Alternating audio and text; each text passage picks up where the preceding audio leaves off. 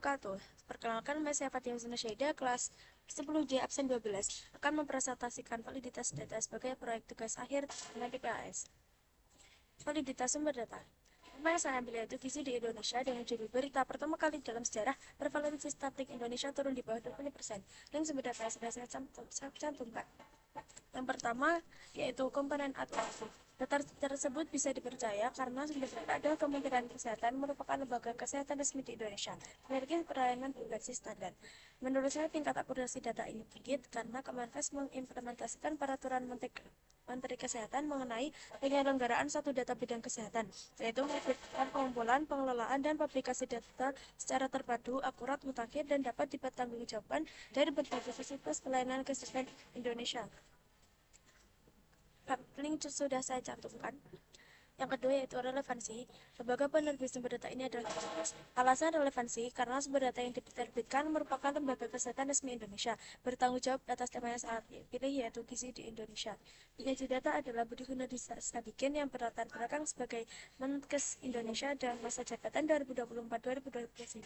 Tingkat relevansi data ini tinggi karena sumber data merupakan Kementerian Kesehatan, berperan sebagai lembaga resmi yang menangani kesehatan Indonesia dan memiliki hubungan dengan tema yang saya ambil. Link latar belakang penyaji data dan kemudian komponen ketiga yaitu keandalan. Badan penerbit sumber data adalah Kementerian Kesehatan. Cara pengumpulan data ini salah satunya adalah dengan pengukuran di lapangan. Apabila terjadi kesalahan dalam data tersebut, maka peneliti perlu memeriksa kembali kelengkapan dan validity data, lalu melakukan perbaikan seperti menyebarkan ulang angka atau mengganti metode pengumpulan data yang lebih sesuai. Yang keempat yaitu aktualitas. Data ini diperbarui pada tanggal 12 November 2025. Jangka waktu pembaruan data dilakukan setiap tahun menurut SSGI atau Survei Status Gizi Indonesia. Jadi kesimpulannya adalah data ini dapat dikatakan sebagai data yang valid karena telah memenuhi 4 kriteria untuk validitas data, yang mana tingkat keempat kriteria tersebut menunjukkan hasil yang tinggi. Lalu fenomena yang saya amati, bantuan upaya pencegahan stunting dari pemerintah. Teknik verifikasi sumber. Bersumber berita 1 dengan judul pemerintah genjot produksi protein untuk sukseskan program makanan bergizi gratis 2024. Link sudah saya cantumkan. Lalu temuan penting, pemerintah akan membangun tambak ikan raksasa seluas sekitar 20.000 hektar di Jawa serta memperluas tambak di 500 kabupaten dan kota. Sumber berita 2, kelas ibu hamil berikan edukasi dan pencegahan stunting. Temuan penting, peserta mendapatkan berbagai material dalam edukasi kehamilan, persalinan, nifas, perawatan bayi baru lahir, imunisasi, hingga penanganan infeksi menular seksual atau IMS. Sumber berita 3 dengan judul Babub Hasan Basri dan Wagub Aceh Fatullah resmikan dapur MPG Mona Sangkreng, wujud nyata cita-cita presiden dalam pembangunan gizi anak. Temuan penting, diresmikannya sebuah dapur khusus penanganan makan bergizi gratis.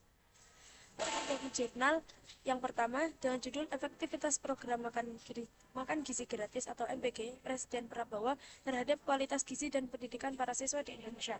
Temuan yang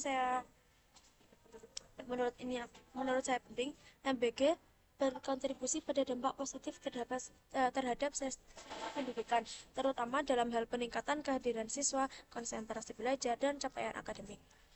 Lalu yang terakhir, jurnal kedua dengan judul Program Pencegahan Stunting di Indonesia, A Systematic Review.